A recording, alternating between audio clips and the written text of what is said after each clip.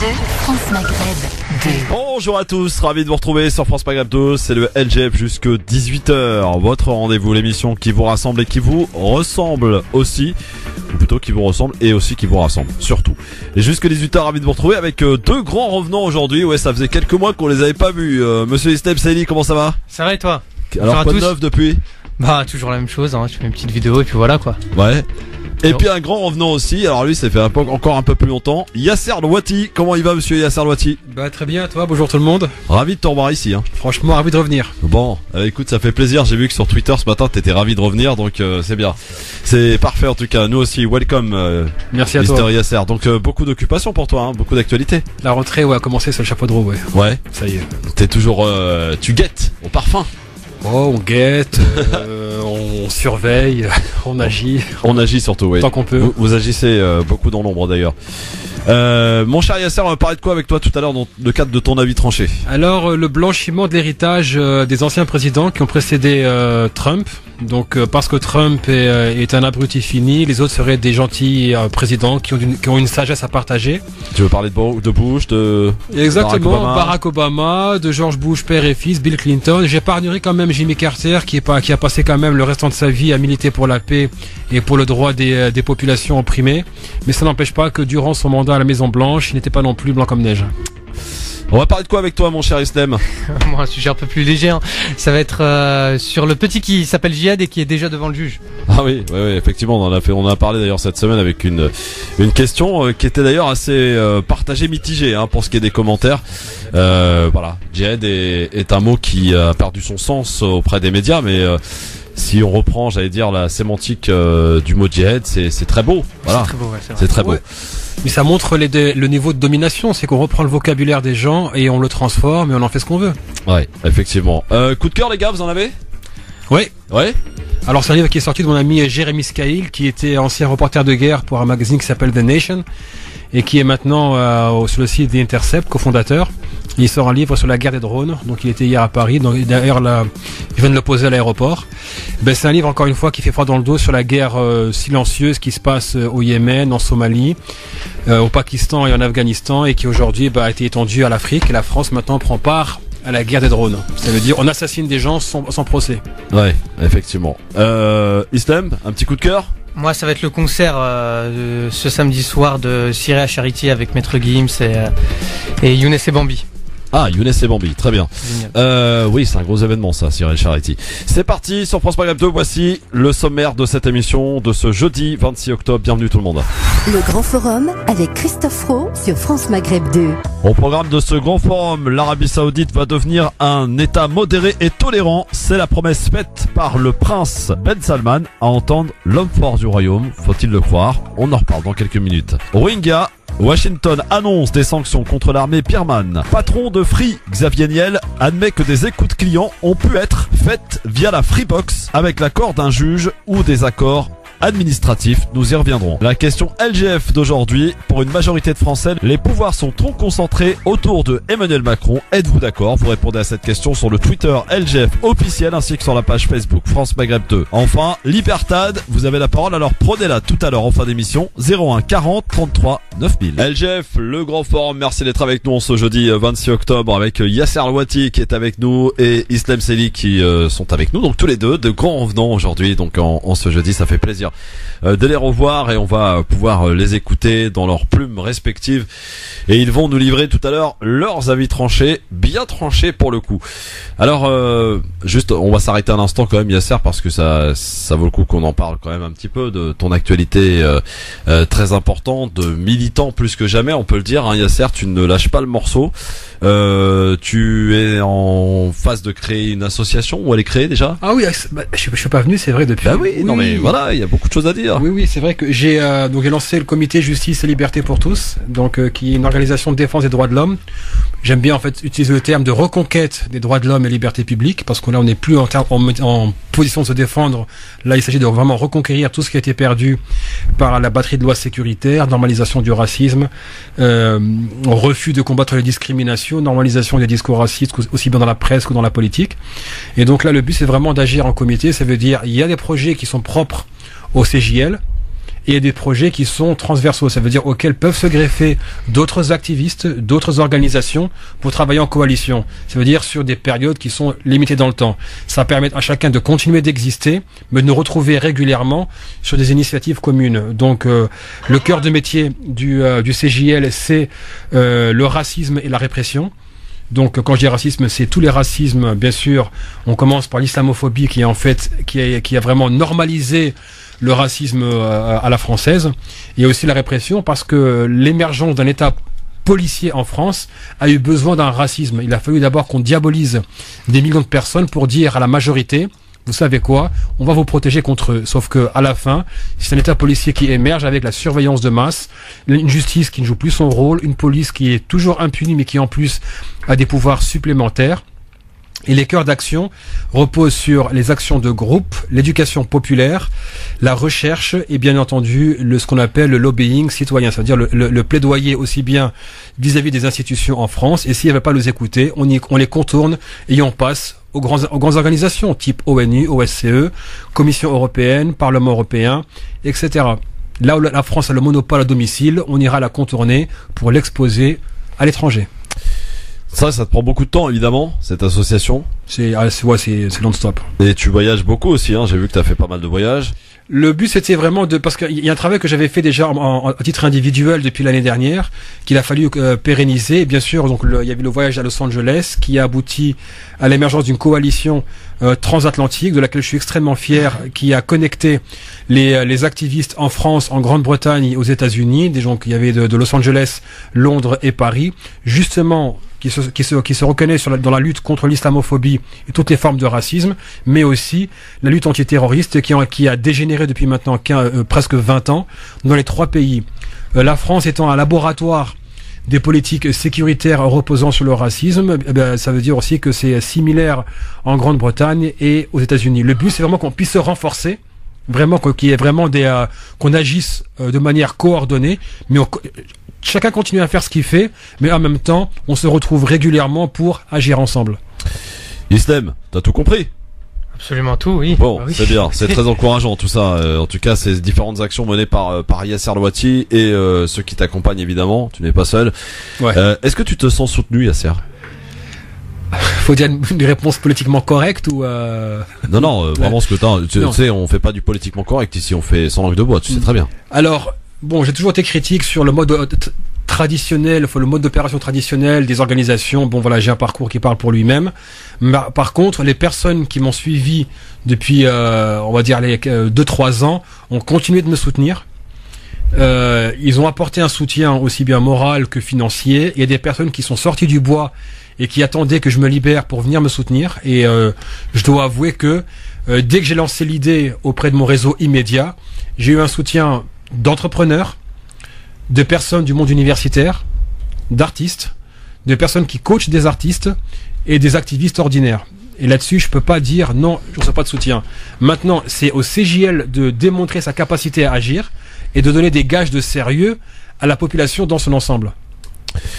La question du jour, je vous la rappelle, pour une majorité de Français, les pouvoirs sont trop concentrés sur Emmanuel Macron. Est-ce que vous êtes d'accord, messieurs? On vous pose la question d'ailleurs sur Twitter, LGF officiel, Twitter donc, et sur la page Facebook France Maghreb 2. Est-ce que les pouvoirs sont trop concentrés autour de Emmanuel Macron?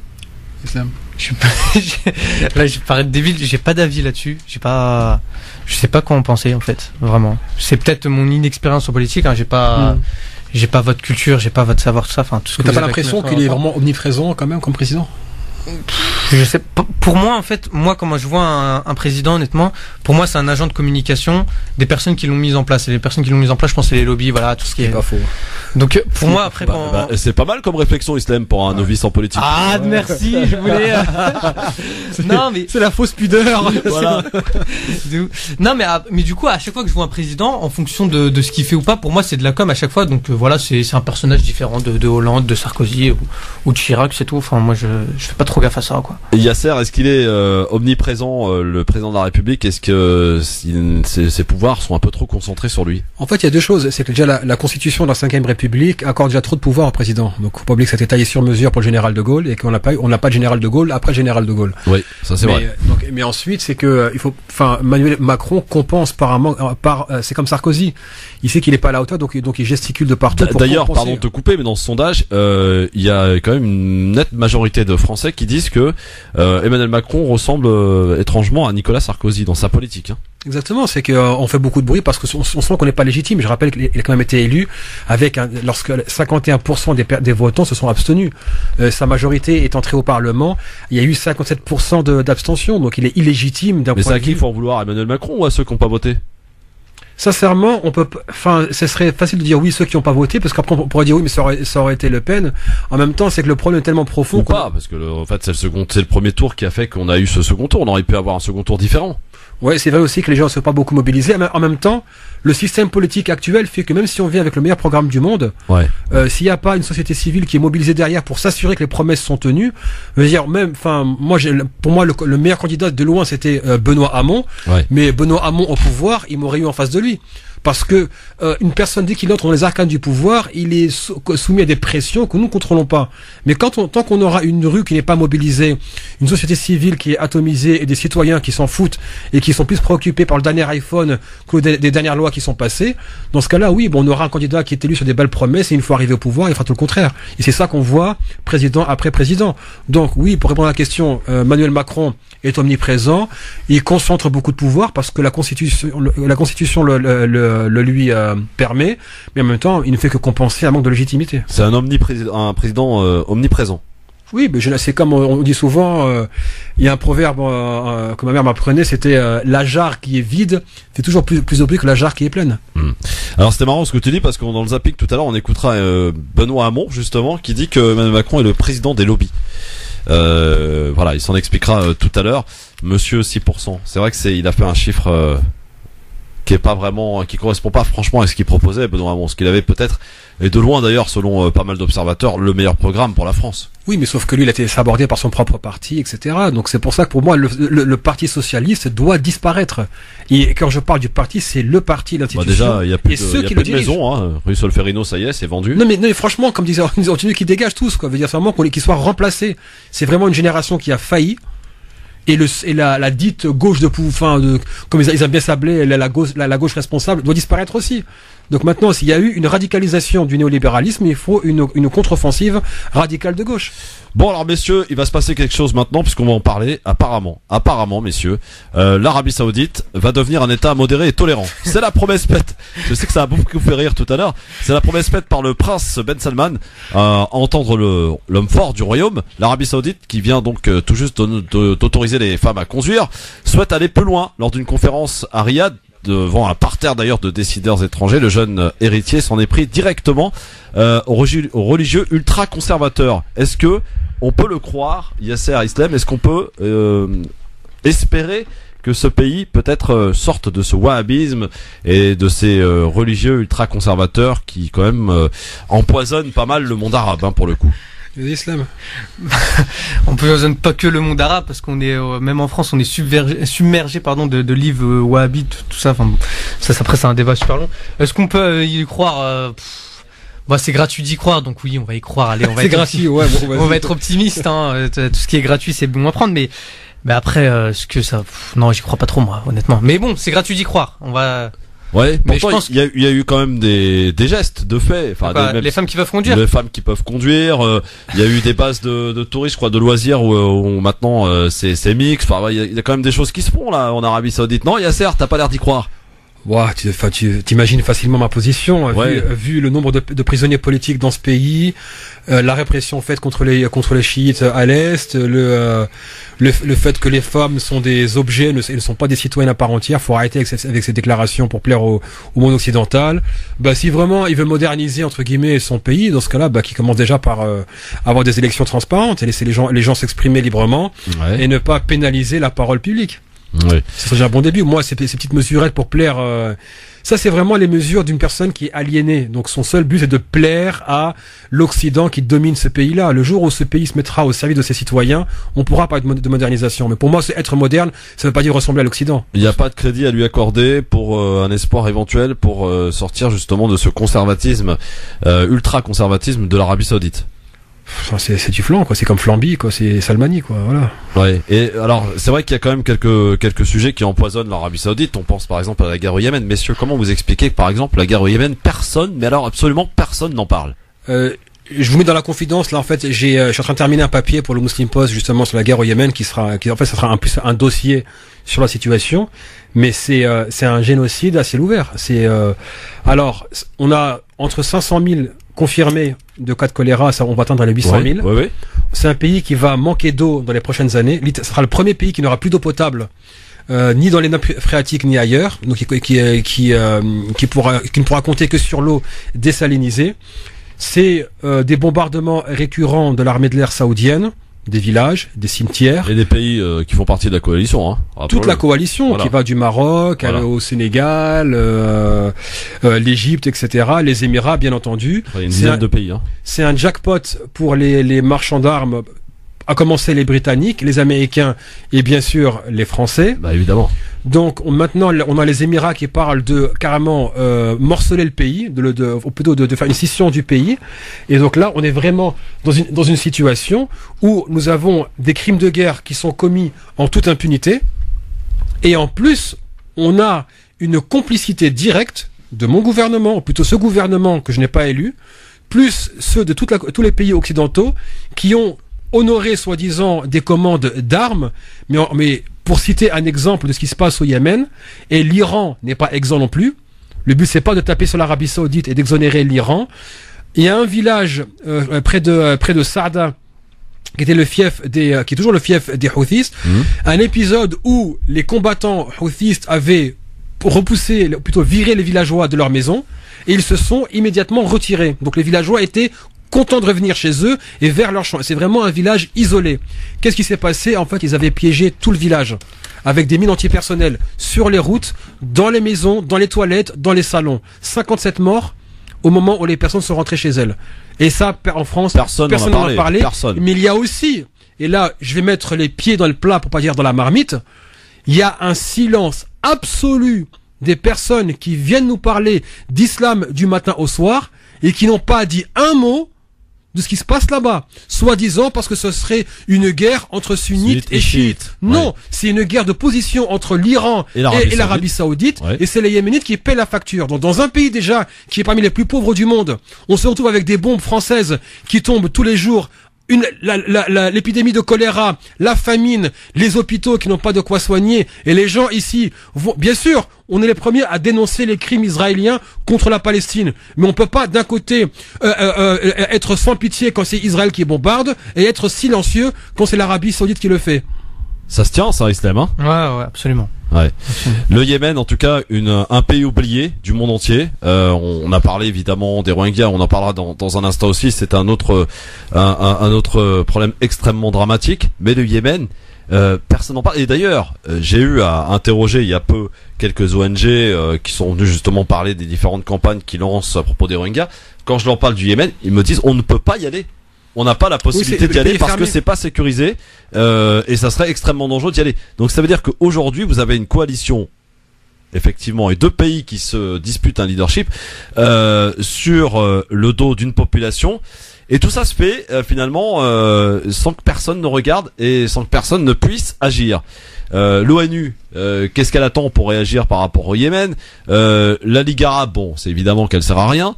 Les pays occidentaux qui sont là à donner des leçons de droits de l'homme à tout va dans les différents pays, qu'est-ce qu'ils font pour le Yémen? Peut-être qu'il n'y a pas de pétrole, il y a rien là-bas. Peut-être c'est pour ça qu'on s'y intéresse pas. Bref, c'est vraiment un pur scandale. Il y a une zone qui est proche du Yémen qui s'appelle Rob al-Khali, qui est au sud-est de l'Arabie Saoudite, qui est aussi une zone potentiellement riche en pétrole. Le problème, c'est que parce que c'est l'Arabie Saoudite qui le fait, il y a quand même une espèce d'omerta qui s'est imposée. Alors, d'un côté, les populations qui s'estiment, devant une certaine solidarité, je sais pas, avec l'Arabie Saoudite ou parce qu'il faut pas ébruiter. De l'autre, c'est aussi un marché d'armes gigantesque. Et les pays occidentaux, il faut arrêter avec cette supercherie de droits de l'homme. C'est du flan. Et je mène campagne à chaque fois que je vais à l'étranger pour mettre la France devant ses responsabilités sur la question des droits de l'homme. La France s'en fout des droits de l'homme. Ce n'est que du marketing. Bah d'ailleurs, il l'a dit Emmanuel Macron hier à l'occasion de la visite du président maréchal Sissi, en disant qu'il n'allait pas donner de leçons de droits de l'homme, qu'il n'était pas là pour ça. Mais il peut en venir au Venezuela, par exemple. Donc à un moment, il faut arrêter les 2 poids 2 mesures. Donc c'est soit on a une position de principe. Bah il y a 12 Mirage, enfin 12 Rafales. 12 Rafales qui sont payés par qui? Bah par nous. L'Arabie Saoudite, entre autres. C'est parce que Sissi ne pourrait pas tenir une commande de 12 Rafales. C'est pas vrai. Et même les banques qui font les crédits, en partie, c'est aussi le crédit agricole qui est impliqué. Aïe. T'as vu Islam un petit peu, hein, ça, la géopolitique, c'est très intéressant, d'évoquer tout cela en tout cas. Et tiens, par exemple, toi Islam, quand t'entends Emmanuel Macron qui dit, moi, j'ai pas de leçon de droits de l'homme à donner à l'Égypte, ça t'interpelle ou pas? Pas de leçon de droits de l'homme à donner à l'Égypte. Bah, il est honnête. Enfin, il a de leçons de droits de l'homme à donner à personne, lui. Oui, mais sauf qu'il le fait pour certains pays et pas d'autres. Ah ouais, bon bah il est partiellement honnête alors on va dire. Oui. Il est honnête par intermittent, c'est bien. Mais le Yémen, moi je suis assez scandalisé parce que effectivement on a les chaînes d'infos en continu, on a les journaux de 20 heures, on a sur internet et y compris d'ailleurs des pages ou des médias communautaires. Yasser, tu en parlais et je pointe le doigt là-dessus. Personne ne fait un dossier, personne n'en parle. Le Yémen, en fait, effectivement, parce que c'est une guerre entre sunnites et chiites, personne n'en parle et c'est vraiment dramatique et on est tous complices de ce qui se passe, hein, de ce qui se passe, de ce silence assourdissant. Ben c'est pour ça qu'un des premiers papiers qui sera publié, enfin sur le Yémen, sera un dossier sur le muslimpost.com parce que c'est vrai qu'il y a vraiment une omerta et par contre, il y a des gens qui se posent des questions et qui sont vraiment révulsés. Donc, on a d'un côté un prince, plutôt, comment dire, un prince héritier qui vous parle de moderniser l'Arabie Saoudite, ouais. Mais l'Arabie Saoudite se barbarise vu ce qu'elle fait subir aux Yéménites. Le problème, c'est que les Yéménites n'ont aucun relais ici en France.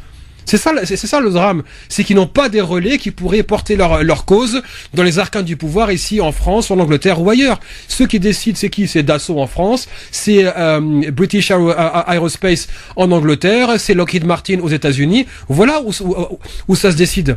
Alors, est-ce qu'on peut aussi parler, pour ce qui concerne l'Arabie Saoudite, de la normalisation finalement ou l'officialisation des relations entre l'Arabie Saoudite et Israël?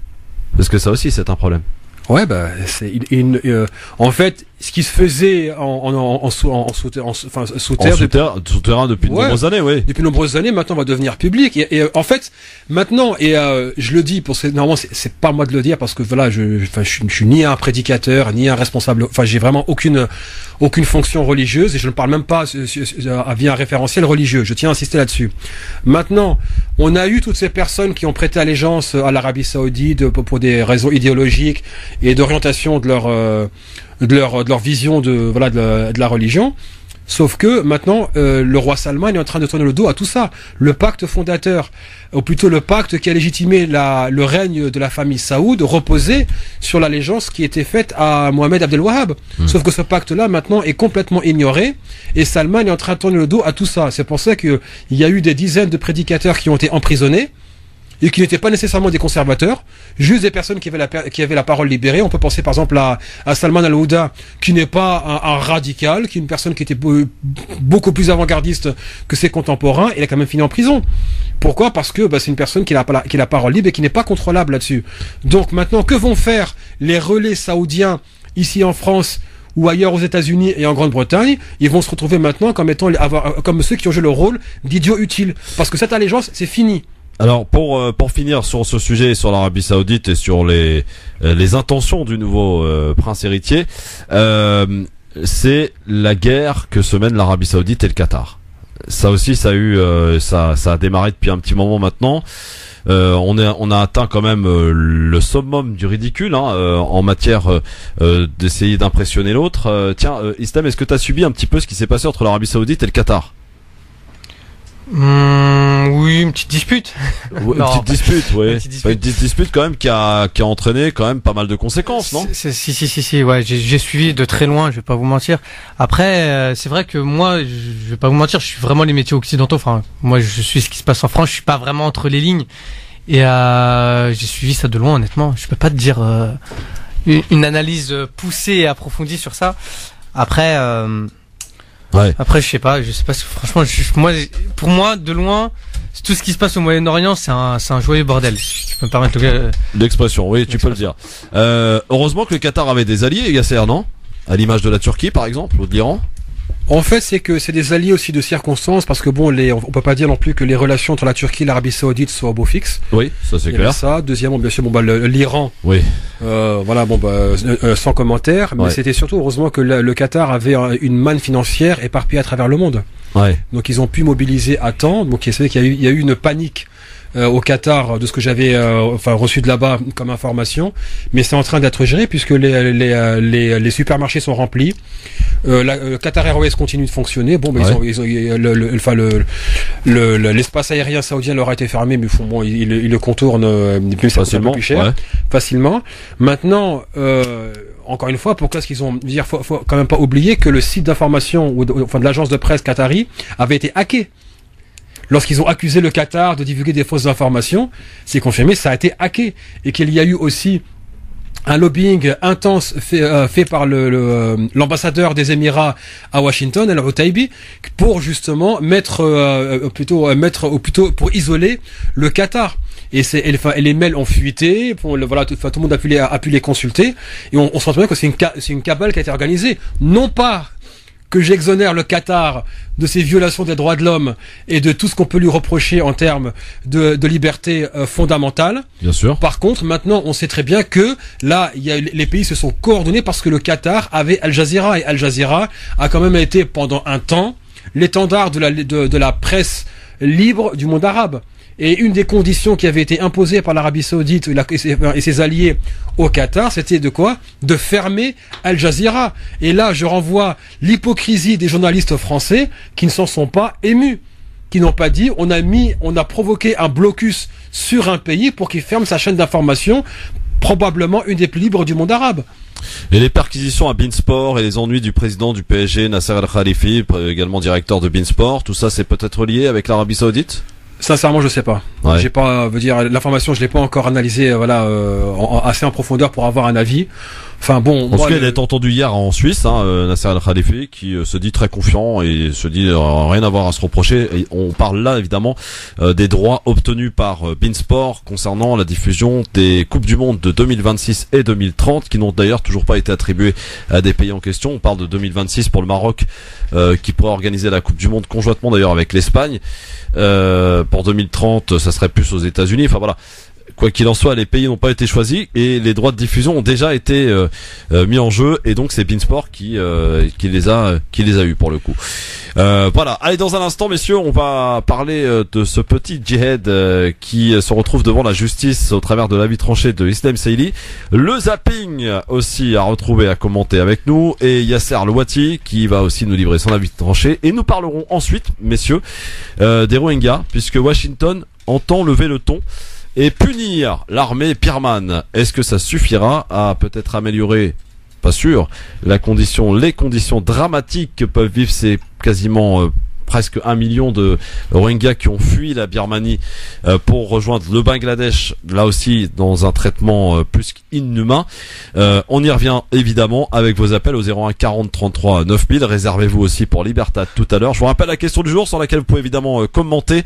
Pour une majorité de Français, et selon un dernier sondage, les pouvoirs sont trop concentrés sur Emmanuel Macron. Est-ce que vous êtes d'accord? Vous répondez à cette question sur le Twitter LGF officiel, que vous pouvez d'ailleurs rejoindre et commenter avec le hashtag LGF, et sur Facebook la page France Maghreb 2. À tout de suite. France Maghreb 2, France Maghreb 2, sur 106.1 FM, à Amiens et toute sa... Merci d'être avec nous en direct sur France Maghreb 2 dans le grand forum avec Yasser Al-Wati, avec Islam Saïli qui sont avec nous. Et justement, Islam Saïli, on va l'écouter maintenant dans le cadre de son avis tranché. Jingle, c'est parti. 5, 4,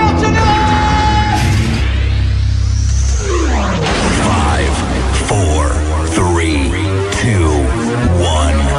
0.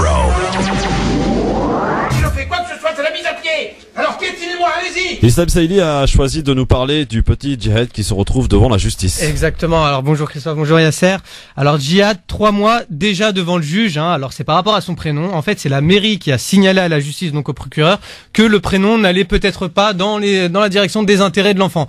C'est sûr que les parents, pour appeler leur fils Djihad, ils devaient ne pas l'aimer. Je pense qu'ils devaient. C'était une grossesse non voulue. Alors c'est pas un cas exceptionnel. Ça arrive parfois que la mairie recense des prénoms un peu originaux, comme par exemple Scarface. Ça c'est vrai, de 100% vrai. Sangoku, Nutella ou encore Renault Mégane Turbo Diesel Sport Injection. Alors pourquoi Djihad pose problème? Alors ça fait évidemment référence aux djihadistes, donc ça pourrait poser des problèmes à l'école, comme par exemple des gamins, ses petits camarades qui pourraient se moquer de lui.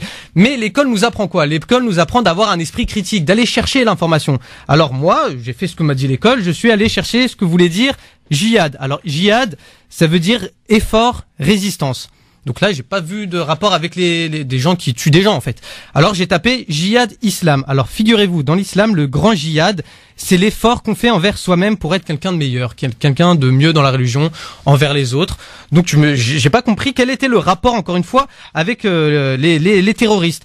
Et puis je me suis rappelé quand même qu'au lendemain des attentats, il y avait eu un sentiment d'unité fort national en France, et ça m'avait fait plaisir. On avait tous décidé d'un commun accord qu'on allait garder notre liberté face aux terroristes, qu'on allait continuer d'aller boire des cafés en terrasse, d'aller à des concerts.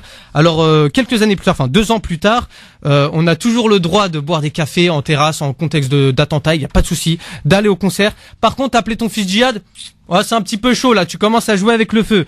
Et je me suis dit, pourquoi est-ce qu'on n'assimile pas le KKK au christianisme, le nazisme au darwinisme, ou ce qui se passe en Birmanie au bouddhisme?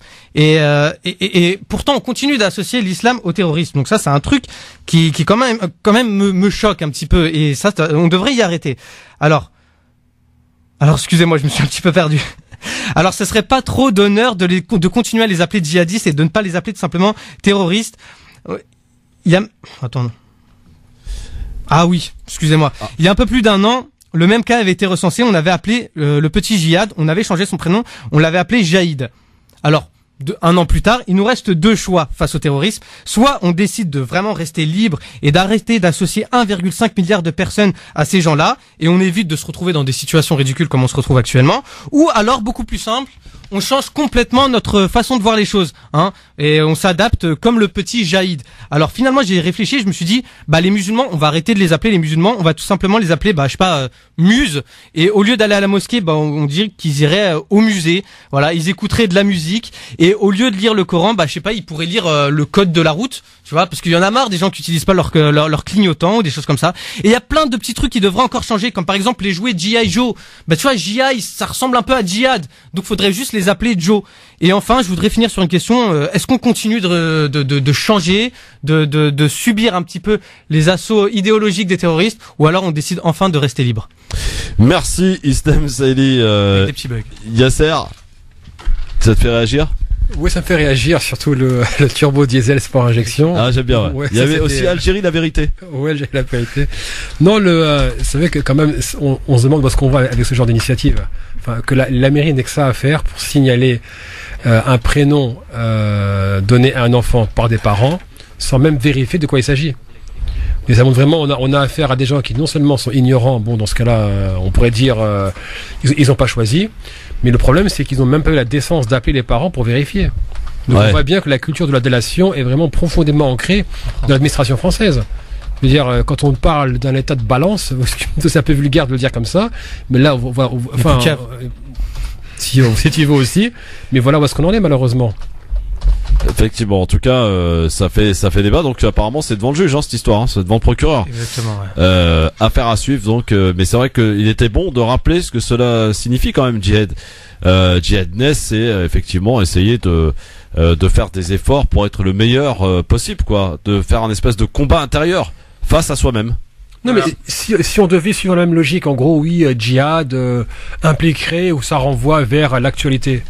Dans ce cas-là, on bannit les prénoms comme Badolphe. Oui. Jean-Marie. Philippe. Voilà, Jean-Marie. Marine. Oui. Voilà, pourquoi pas? Non, ça c'est juste pas possible. Pour village Blanc-Blige, bien sûr. Bah évidemment. Allez, on va passer maintenant au zapping sur France Maghreb 2 avant de retrouver donc l'avis tranché de notre ami Yasser Louati dans un instant avec bien sûr notre zapping. Je vous en parlais tout à l'heure.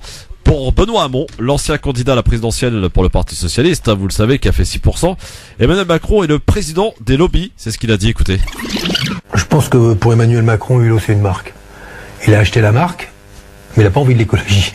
Quand le ministre de l'Agriculture parle, on se demande si c'est le ministre de l'Agriculture en charge de l'intérêt général, donc dépositaire d'intérêt général, ou les lobbies de l'agrobusiness. Et objectivement, c'est vrai que Nicolas Hulot n'a pas la partie facile, mais quand même, on n'a jamais vu un gouvernement aussi proche des lobbies que celui-là.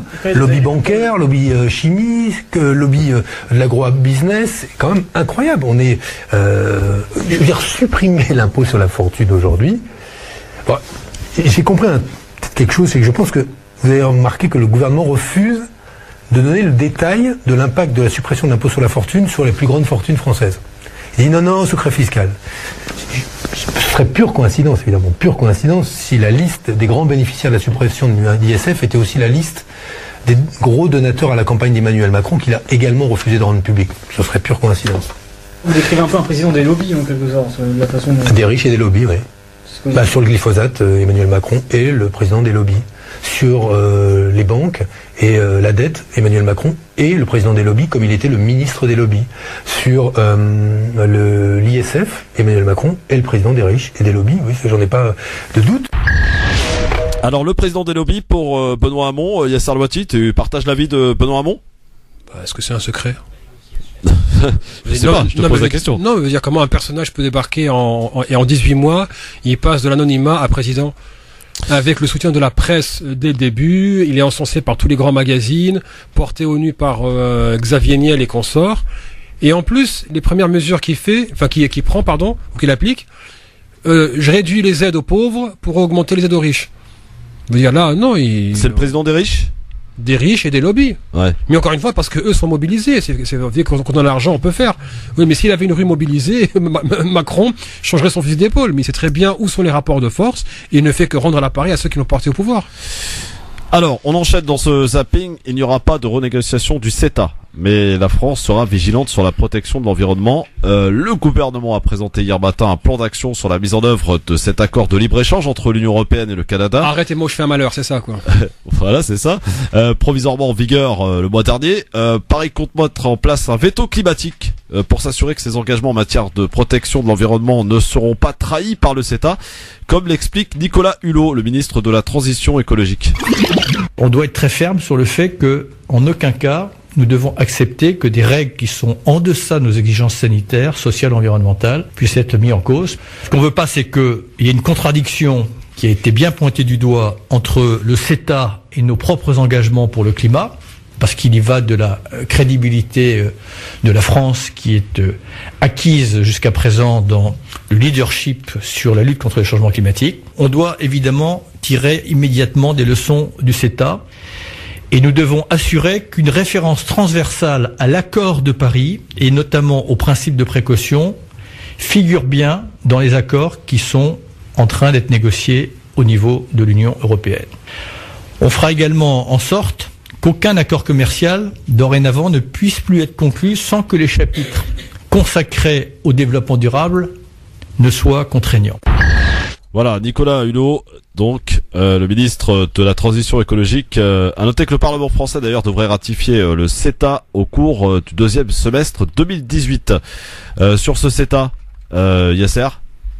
Alors, le CETA, malheureusement, je trouve qu'en France, on n'en a pas assez parlé. Ouais. Ces accords de libre-échange, on se rend pas compte qu'on est en train de privatiser même tout règlement entre les entreprises. Ça veut dire qu'on passe plus par les tribunaux. Ça veut dire que les normes sont décidées et, entre guillemets, supervisées par les entreprises. Que sous couvert de libre-échange, on pense que ça va améliorer la compétitivité. En gros, on va encore détruire les petites entreprises, les petits commerces, les petits agriculteurs. Et ça veut dire que ce seront des accords de libre-échange pour renforcer les grands groupes. Et malheureusement, cette économie-là, on sait que ça marche pas. Donc il y a le CETA, il y a le TAFTA, par exemple, qui a encore essayé, qui avait défrayé la chronique, lui par contre à plus grande échelle. Ouais. Mais moi, ce qui me désole, c'est qu'on n'en a pas assez parlé. Et personne, on veut dire, quand on dit CETA, très peu de personnes savent de quoi on parle. Islam, par exemple, tu sais, le CETA, tu suis ou pas? Pas trop. Pas trop. Bah voilà. Donc tu vois, il faut t'y intéresser parce qu'on en parle beaucoup et c'est peut-être vraiment un problème qu'il va falloir soulever et peut-être un peu plus évoquer. Je vous propose maintenant dans ce zapping de prendre la direction le sud de la France où Laurent Wauquiez tenait hier soir son premier grand meeting de campagne en vue de la présidence du parti Les Républicains. Ouh là là. Ah oui, un rassemblement à la veille des publications officielles des candidatures à cette présidence. Laurent Wauquiez, archi favori de cette élection, s'est présenté avec une trentaine de soutiens, volonté d'afficher donc les prémices d'un rassemblement à droite, mais le discours est beaucoup moins rassembleur et constitue un appel du pied aux électeurs du Front National. Au moment des attentats, à quoi assiste-t-on? On éteint la tour Eiffel. On allume des petites bougies et on brandit surtout ce mot totémique, pas d'amalgame, pour éviter à tout prix de mettre un mot sur les réalités. La réalité, c'est que ces attentats ne viennent pas de nulle part. La réalité, c'est que ces attentats sont le fruit de l'islamisme. La réalité, c'est que ces attentats ne sont pas perpétués par toutes les religions, mais par une religion que les intégristes ont dénaturée. La réalité, c'est que c'est cela qu'il faut combattre. La réalité, c'est que je suis indigné quand j'entends Renaud, après l'attentat de Marseille, dire « Pourquoi ne l'a-t-on pas gardé en prison ?» Mais la question que moi je pose, c'est pourquoi garde-t-on en France quelqu'un qui n'a pas ses papiers, quelqu'un qui usurpe son identité et quelqu'un qui commet autant de vols? Ça, c'est la question que se posent les Français. Il n'a pas changé de parti, Laurent Wauquiez, dit-on? Je voudrais répondre. Oui.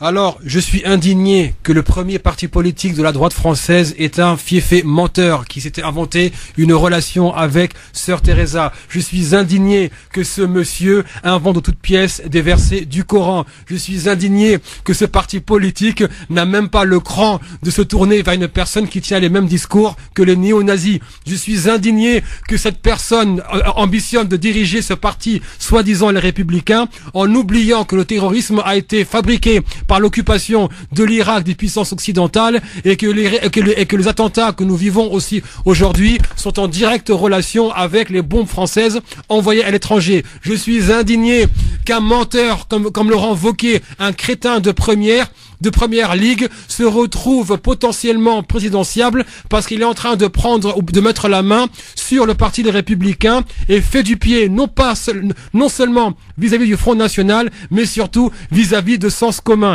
Je suis indigné que la presse française continue d'encenser un menteur comme celui-là alors qu'il est en train de mener vers le suicide son propre parti politique. Bon, qu'est-ce que tu penses des indignations de Yasser, mon cher ami Islam? Elles sont en tout cas beaucoup plus judicieuses, enfin beaucoup plus pertinentes que les indignations de Laurent Wauquiez, de Lolo, ouais, comme je l'appelle. Ouais, non, ouais, si, c'était fort, c'était juste. Alors, mais c'est vrai que ça, là, c'est plus un appel du pied au Front National, c'est carrément une adhésion là pour le coup, non? Ouais, c'est de la drague, là, il l'invite à boire un café avec Marine Le Pen. Bientôt, ils vont se trouver mariés, je sais pas. Non, mais on va dire là-dessus, en fait, c'est qu'il faut pas oublier qu'il y a quand même un groupe de pression qui s'appelle Sens Commun, ouais, qui est la droite catholique traditionnaliste la plus raciste, on va dire, d'Europe occidentale, ouais, et que c'est eux qui sont en train d'imposer les thématiques au parti des Républicains, ouais, et que les seules thématiques qui comptent sont des thématiques d'ordre idéologique et, pour être encore plus précis, des thématiques identitaires. Ce parti-là ne parle pas aux Français, il parle aux personnes qui sont dans les arcanes de Sens Commun et qui n'ont qu'un programme sociétal. Ça veut dire le retour à une France, on va dire, rance, comme disait Blaise Chambé. Ouais. Alors, à noter que hier matin, Thierry Solaire a accusé Laurent Wauquiez d'avoir cassé le député constructif. Les Républicains étaient interrogés chez nos confrères de BFM TV et après la décision du bureau politique donc du parti de l'exclure avec 4 autres responsables, dit Macron, compatibles, dont le Premier ministre Édouard Philippe, qui ont été évidemment exclus du parti Les Républicains. Bon, c'est peut-être une bonne nouvelle pour eux, finalement. Non, mais sincèrement, alors ça, ce jeu de dupe, oui, il est extrême, écoutez, mais ils se sont côtoyés pendant des années. Ils ont fait les mêmes écoles, ils ont grandi dans le même parti politique, et Laurent Wauquiez, tout le monde l'a vu venir. Vous avez été lâche pendant des années. Tant que c'était rentable pour vous, vous êtes rentré dans le rang. Maintenant, il n'y a plus de place pour vous. Vous retrouvez à vous positionner en espèce de Robin des Bois du parti de droite. Mais arrêtez vos histoires. Bon, alors, je vous rappelle la question, évidemment. Est-ce que, comme 54% des Français, soit une majorité, en l'occurrence, d'après ce sondage, les pouvoirs sont trop concentrés envers Emmanuel Macron. Est-ce que vous êtes d'accord? Vous répondez à cette question sur la page Facebook France Maghreb 2 ainsi que sur le Twitter LGF officiel. On passe maintenant tout de suite à l'avis tranché de Monsieur Yasser Louati. Jingle. 5,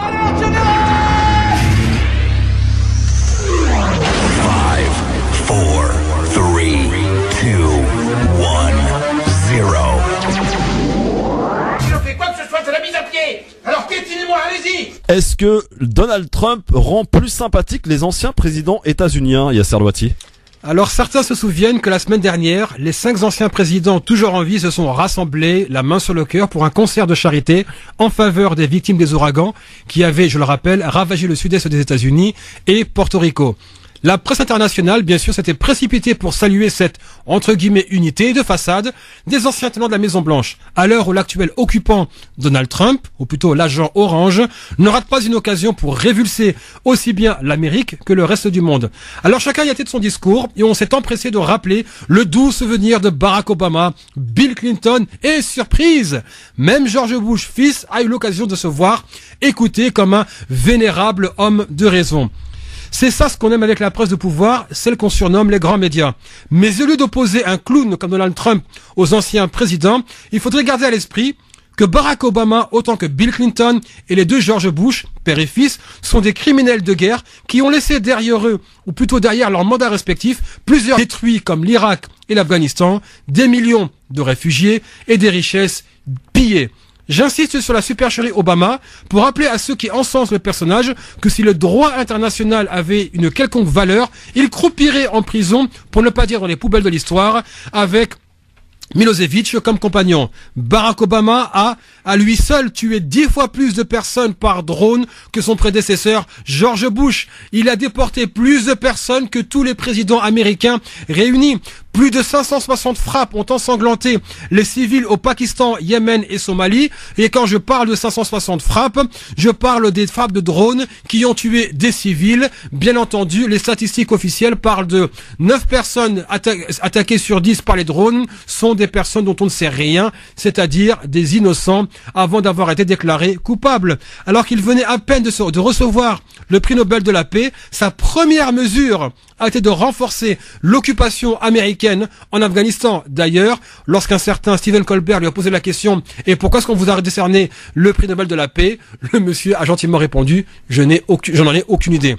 C'est aussi ces révélations sur la surveillance de millions de citoyens américains, britanniques, français et canadiens, et bien entendu à légaliser la violation de la vie privée des citoyens. C'est aussi sous Barack Obama qu'un certain Edward Snowden s'est retrouvé bloqué en Russie sans jamais pouvoir rentrer chez lui et sa réputation détruite par l'establishment américain.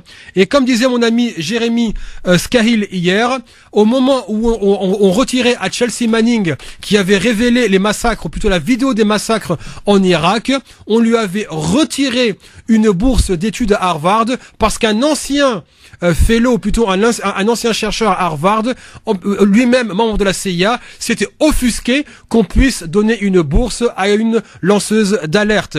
Alors maintenant, prix Nobel, mon œil, président vénérable, mon œil à 2 reprises, mais ce qui me pose véritablement problème, c'est la mémoire courte de l'opinion publique et qui ose croire que des personnes comme George Bush, Barack Obama et Bill Clinton sont dignes d'être reçus à des galas de charité. J'ai évité de dégratiner Jimmy Carter pour la simple et bonne raison qu'il a passé le reste de sa vie, depuis qu'il a quitté la Maison-Blanche, à se battre pour la paix et qui n'a rien gagné de l'après-présidence, contrairement à un certain Barack Obama qui, lui, vient de faire un discours pour lequel il a été payé $400 000.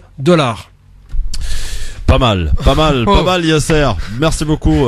En tout cas, tiens, Istem, est-ce que finalement Donald Trump, là, que pour le coup, voilà, c'est un président hors norme, pour ne pas dire autre chose, est-ce qu'il rend plus sympathique les anciens présidents? Quand on écoute Yasser de parler de Barack Obama, c'est un tableau noir, et pourtant ce sont que des faits là. Des faits qui sont rapportés par Yasser Louati que tout le monde peut vérifier évidemment. Ouais, non mais ici de toute façon j'avais déjà lu des trucs comme Barack Obama avait tué plus de gens que George Bush. Ouais. Mais ça revient à ce que je pensais. De toute manière, pour moi, les présidents c'est de la com. Trump il est dans une autre com, voilà. Enfin, mais c'est vrai que c'est intéressant de voir que les gens qu'on aime à détester, comme Donald Trump, sont au final, même bon, c'est pas pour le défendre, hein, mais ils sont au final peut-être plus doux que des mecs dont on a fait des idoles populaires, enfin des symboles de progressisme et de toutes ces valeurs humaines comme Barack Obama. 400 000 € le discours. Moi, je te fais des discours de ouf aussi, hein, de 400 000 €. C'est quand même ouf à 400 000 € un discours. C'est bien payé. Ouais, c'est mieux que Johnny Depp, quoi. Plus que bien payé, effectivement. C'est un grand acteur. Ceci étant, tiens, vous avez pas vu la dernière connerie de Donald Trump, c'est ses tweets. Il est très fier de ses tweets et selon Donald Trump, c'est grâce à Twitter qu'il est devenu président des États-Unis. Ce qui serait pas faux. Ah bon? Ouais, ce serait pas faux. Bah, il communique, son premier moyen de communication, c'est Twitter. Oui. Il est plus vieux que Clinton ou pas? Il était plus vieux qu'Hillary ou pas? Oui ou non? Oui, plus vieux qu'Hillary. Plus vieux, mais j'ai l'impression que justement sur l'utilisation des réseaux sociaux, il est beaucoup plus jeune. Ce qui, ça change un peu son. Il a été addict très tôt de Twitter, lui. Donc, mais son premier moyen de communication. D'ailleurs, même il y a une question qui se pose, est-ce que les tweets de Donald Trump sont des déclarations officielles de la Maison Blanche ou pas? Parce que c'est le président qui parle sur Twitter constamment. Et pour la petite histoire, il utilisait son téléphone et les responsables de la Maison Blanche lui ont dit de prendre un téléphone sécurisé. Apparemment, il refuse. Il veut toujours faire sur son téléphone à lui. Ouais, moi j'ai une petite histoire aussi, c'est que il avait même proposé de donner son numéro de téléphone perso aux différents présidents pendant je crois que c'est le G7. Ah oui. Ce qui avait, c'était d'un ridicule, je veux dire. Ça peut, attendez, question que je vous pose, mais vraiment très sincèrement, ça peut tenir 4 ans cette histoire? Oh, ça peut tenir 4 ans. Hein. Ah oui. Oh non, ça ils sont capables. Ah non, mais en fait, d'abord, donc de toute façon, si Trump est démis de ses fonctions, c'est Mike Pence qui le remplace. Et Mike Pence, alors lui, c'est encore pire. Ah oui. Lui, c'est vraiment la droite catholique, la droite chrétienne ultra conservatrice américaine. On aurait vraiment en face de nous un idéologue au lieu d'un bouffon.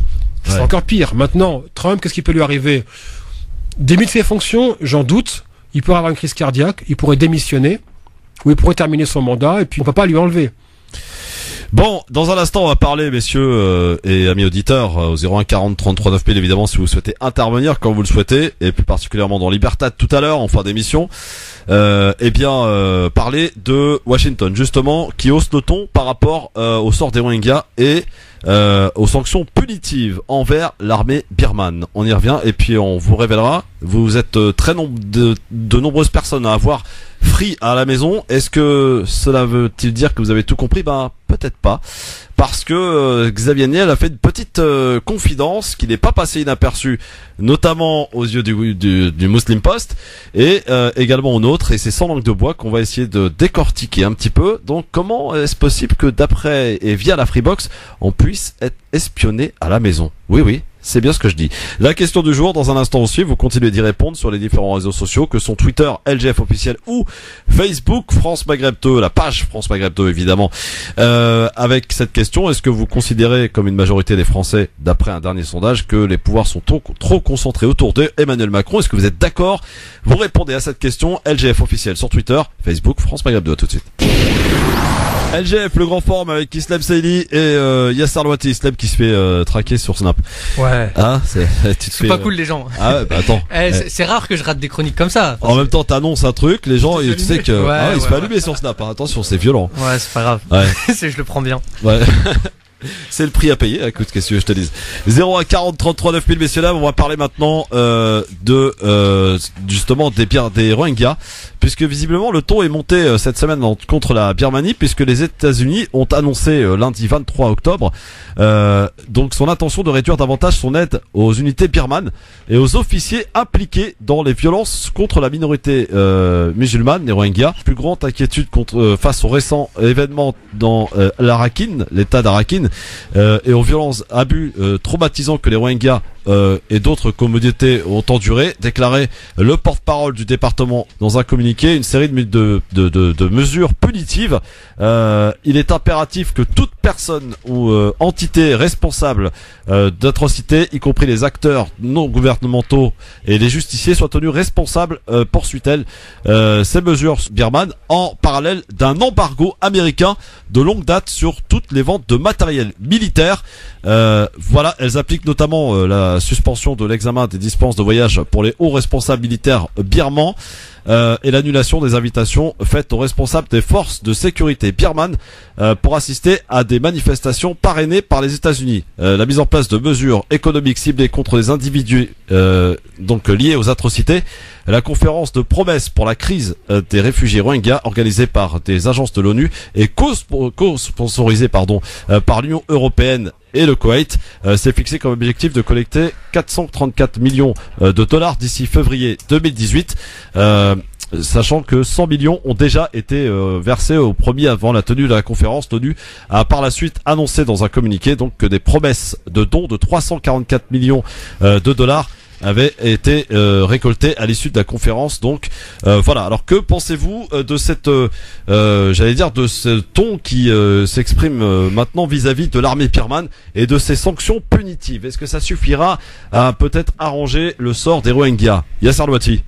Non, absolument pas, parce que la junte birmane a quand même fait du chantage. Elle fait un chantage aussi à des marchés potentiels. Donc voilà, pour les différents grands groupes industriels occidentaux, et que si il y a vraiment des sanctions à appliquer, Israël est un des premiers fournisseurs, la Chine aussi, de l'armée birmane. Voilà, donc, voilà, dans ce cas-là, pourquoi ne pas mettre en place des sanctions efficaces au lieu de parler de vous allez voir ce que vous allez voir. Non, en plus il y a 1 million de personnes qui ont été déplacées, qui sont maintenant au Bangladesh, qui est un pays qui est loin d'être riche. Sincèrement, c'est un jeu de posture. Ouais. C'est ça qui est dramatique, c'est qu'on a des personnes qui font de la communication pour dire on se soucie de ces minorités, mais quand on voit sur le terrain et ce qui remonte comme information, ces sanctions-là, on n'en voit pas les effets. Deuxièmement, c'est seulement des déclarations qui ne sont jamais suivies de mesures concrètes. Gros, sur la junte birmane, chiche, non, ils le feront pas. Des sanctions punitives comme par exemple interdire de voyage les hauts responsables. Ouais, bloquer le pays. Ils ont bien bloqué l'Irak pendant plus de 10 ans. Quel intérêt ils ont à faire ça en fait? Encore une fois, parce que les États-Unis ne font jamais rien s'ils n'ont pas d'intérêt. C'est l'accès au marché birman et l'exploitation du sous-sol birman, et encore l'hypothétique marché qui pourrait juteux qui pourrait en découler en termes de reconstruction, de marché, etc., grande distribution, etc. Tu y crois, Islam, le fait que les États-Unis puissent punir l'armée birmane par rapport à ce qu'elle commet vis-à-vis de cette minorité musulmane la plus persécutée au monde que sont les Rohingyas? Déjà le fait qu'elle annonce qu'elle va faire, même si on n'y croit pas, au moins ça prouve que personne ne cautionne ce qui se passe. Donc déjà c'est juste pour apporter un point positif, hein. Après je pense pas, hein. Honnêtement, comme on l'a dit, il n'y a pas vraiment d'intérêt à le faire. Mais qui a dénoncé par exemple les fournisseurs d'armes israéliens et chinois à la junte birmane? Personne. Donc voilà, on voit que c'est pas sérieux. Ouais. Quand le président français parle de nettoyage ethnique, le mot est employé. L'ONU parle de nettoyage ethnique. Oui, non, mais c'est bien qu'ils parlent de nettoyage ethnique, c'est bien qu'ils parlent de ce qu'ils veulent, en fait. C'est bien, ils peuvent utiliser tout le vocabulaire, tout le champ lexical du génocide qu'ils veulent, mais après, on est ce qu'on fait, on n'est pas ce qu'on dit. Donc s'ils peuvent dire ce qu'ils veulent, ça ferait pas d'eux des garants de la paix et de la liberté s'ils font rien derrière. En tout cas, force est de constater qu'on en a un peu plus parlé des Rohingyas, Yasser, depuis notamment fin août, depuis mi-août que les violences ont commencé. Enfin, ils ont commencé, ils sont jamais arrêtés en fait depuis de nombreuses années, mais ont pris, j'allais dire, un élan un peu plus important dans le sens où là, ce sont des villages qui ont été brûlés. On a vu d'ailleurs un envoyé spécial sur France 2, plusieurs magazines à la télé parler de la situation des Rohingyas. On en parle aujourd'hui. C'est plus, c'est pas comme le Yémen où personne n'en parle. Exactement. Au moins c'est déjà ça. C'est déjà ça. Ça a mis du temps. Oui. Mais encore une fois, ce n'est pas arrivé parce qu'on a compté sur la presse mainstream. C'était des médias alternatifs qui faisaient remonter l'information. C'était les réseaux sociaux, c'était les activistes, les grandes organisations de défense des droits de l'homme, les organisations humanitaires. C'est les premières qui ont fait remonter l'information. Et pendant des années, on sait qu'il y a un massacre. Bien sûr, les musulmans à travers le monde, on était émus parce qu'il y avait un sens de solidarité et un sentiment d'injustice qui les révulsait. Ouais. Mais ça a mis du temps à ce que ça prenne. C'est lorsque les images ont commencé à abonder qu'on a commencé à en parler. En France, par exemple, et qui est-ce qui en parlait? Effectivement.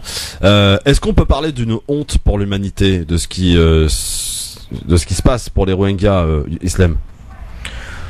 De honte pour l'humanité, je sais pas, de honte, il y a des hontes partout, il y a des hontes dans tous les pays. La Palestine, oui, c'est une honte. Ce qui s'est passé au Soudan il y a pas longtemps, c'était une honte également. Tout ce qui fait un affront à la dignité humaine est une honte, et ce qui se passe en Birmanie, évidemment que c'est une honte.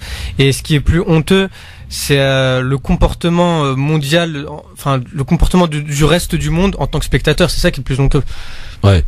Alors l'ONU s'en est mêlée effectivement. Donc des sanctions punitives. On attend de voir de la part des États-Unis. Yasser, on reste dans l'expectative pour le coup là. Sincèrement, vu la détermination de la jeune birmane et le fait que Aung San Suu Kyi elle se contrefiche de ce qu'on peut penser d'elle, je pense qu'il y a rien qui Prix Nobel de la paix. Hein. Prix Nobel de la paix, oui, bon, de toute façon, voilà, Ouais. on a quand même mis du temps avant de la remettre en question, mais tant que la jeune birmane ne sera pas confrontée à un blocus et une mise à l'écart et un isolement d'un point de vue international, et tant que la Chine continuera de lui apporter ce soutien-là, je doute que ces mesures-là soient efficaces. On est en train d'arriver au stade du million de réfugiés arrivés en Birmanie. Le nettoyage ethnique, il est programmé, il a été planifié, il est exécuté de manière, on va dire, à l'échelle industrielle. On n'est pas face à une jeune qui pourrait reculer pour des raisons morales. Moi, ce sentiment de honte ne va pas gouverner les rôles. Enfin, à son compromis que les décisions sont prises. On va prendre l'avis de Amadou qui nous appelle au 01 40 33 9000 de Draveil. Bonsoir Amadou. Bonsoir. Bonsoir, on vous écoute Amadou. J'aimerais revenir sur le débat qui est sur la situation de nos frères Rohingyas. Oui, on vous écoute. Ce qui se passe là-bas. Je trouve que c'est vraiment, on est désinformatisé quoi. C'est-à-dire qu'on a l'impression que c'est de l'info secondaire. On a l'impression que tout ce qui se passe là-bas avec les balabala quoi. Donc c'est vraiment désespérant ce qui se passe là-bas, il faut le dire. Les génocides, parce que c'est un génocide, on peut dire les choses. Et c'est que les Américains disent là, ils vont soi-disant dire, je crois que c'est du blabla quoi. C'est juste pour dire que les gens sont intéressés, mais en fait ils sont pas intéressés du tout. Ouais, pour dire effectivement on s'en occupe, on fait la paix tant mieux, et puis si ça paye pas, ben on laisse tomber quoi. Exactement. Si vraiment ils étaient intéressés, si vraiment ils voulaient changer la situation quoi, ils seraient déjà partis depuis longtemps. Or, ça n'est pas le cas. Merci Mamadou pour votre appel en tout cas, et n'hésitez pas à revenir quand vous voulez mon cher Mamadou. Bonne soirée à vous. Bonne soirée à vous. 01 40 33 9000 évidemment pour prendre part si vous le souhaitez à la discussion. Dans un instant, tiens, on va s'intéresser. Ah là ça va te parler Istem, parce que toi tu es un utilisateur des réseaux sociaux, du flicage justement sur les réseaux sociaux au travers d'une petite confidence de Xavier Niel. Est-ce que d'abord vous avez la Freebox tous les deux? Est-ce que vous avez la Freebox à la maison? Non, je suis pas chez Freebox, mais mon opérateur a collaboré aussi enfin, je sais qu'il collabore activement dans la surveillance de masse et le renseignement. Ça, je le sais, ça. Ah, très bien. C'est pour ça que je crypte mes informations. Pas de free? Moi j'ai free, moi. Ah, attends, bah, tu vas l'Algérie, normal. T'as pas, ouais, mais attends, c'est pas illimité total, hein, l'Algérie. Ah bon? Ah non, c'est fini. Bon, bah, c'est ma mère qui gère de toute manière, c'est ma mère qui tu lui diras maintenant que c'est que 5 heures par mois, hein. Ah, 5, ouh là là! Ah oui. Oula. Okay. Bah, en fait, ils ont réduit parce qu'au départ, c'était illimité envers les fixes, il y a eu tellement d'abus qu'ils ont été obligés de diminuer. Donc, bah oui. Quelle idée aussi. Quelle idée. Bon, tout cela se fera après les coups de cœur, messieurs. Je vous sollicite à présent pour écouter vos coups de cœur, puisque bien sûr dans cette émission, on vous demande de nous donner un petit coup de cœur, hein, et c'est ce que vous allez faire. Donc gentiment, que ce soit Yasser et Istem, jingle, c'est parti. France Maghreb 2, le coup de cœur.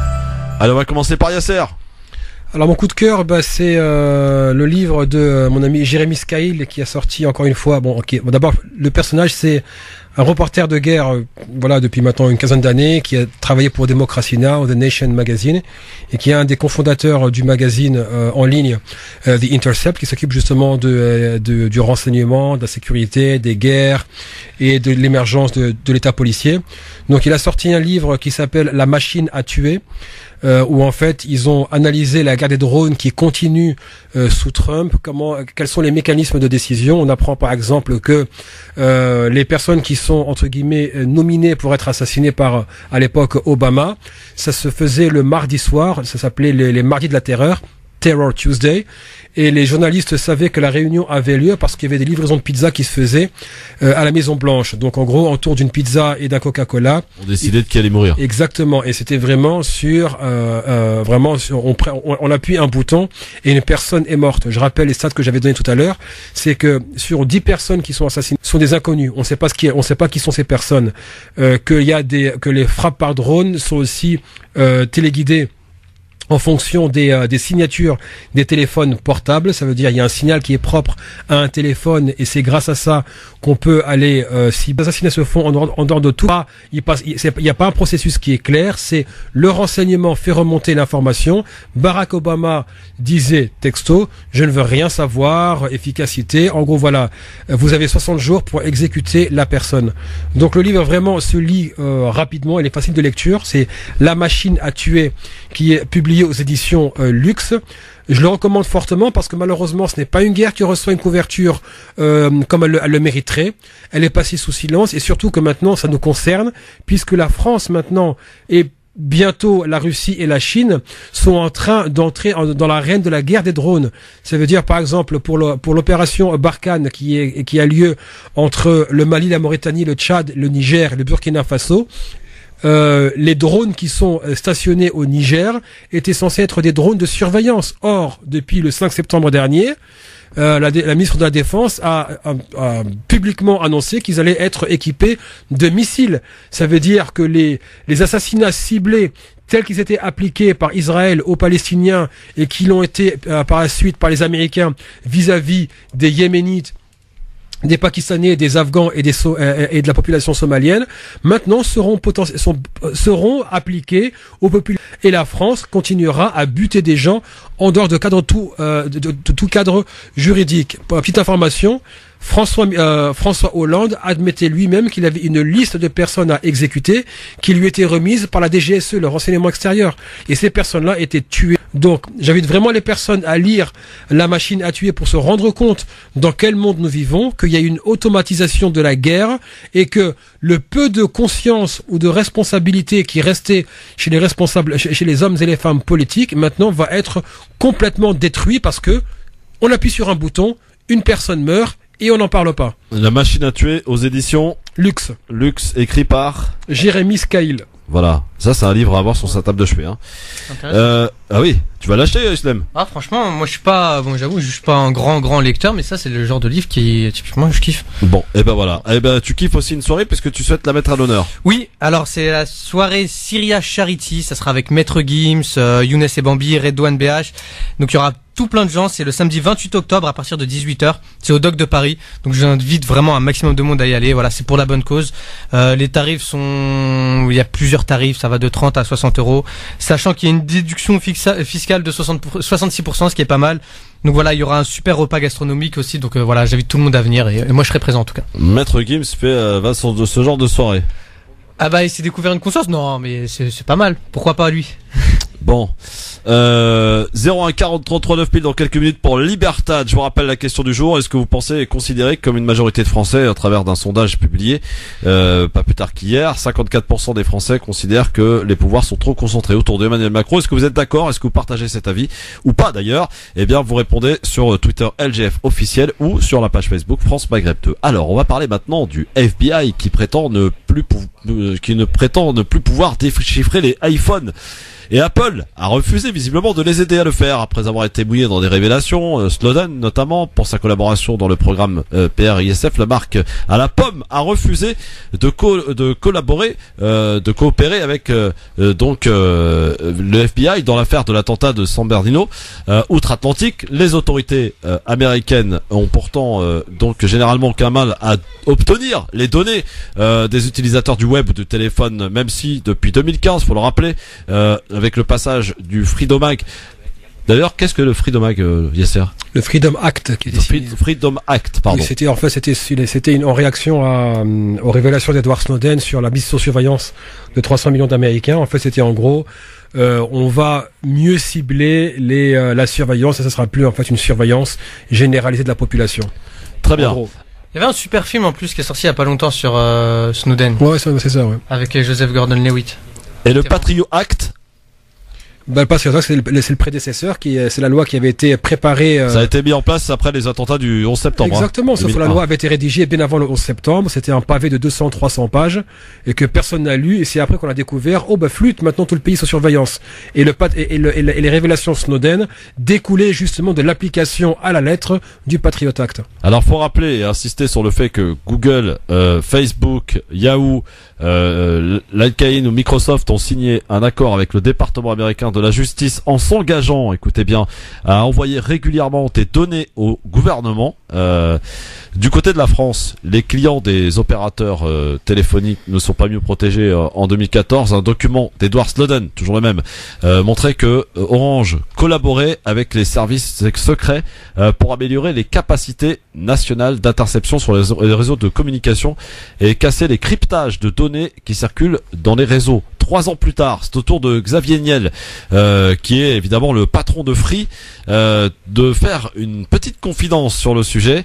Le patron admet en effet, dans une interview citée par 01.net, que sa Freebox pourrait servir à surveiller, écoutez bien, certains utilisateurs, et ce même si par exemple il assure en tout cas qu'il n'y a pas d'espionnage en France, eh bien c'est bien connu, avec l'accord d'un juge ou des accords administratifs, oui, il y a des écoutes et des interceptions, et je crois qu'elles ont beaucoup augmenté depuis ces sujets d'attentats, ces fameux attentats, admet le patron de Free, qui assure que tous les moyens de communication, quels qu'ils soient, peuvent être écoutés.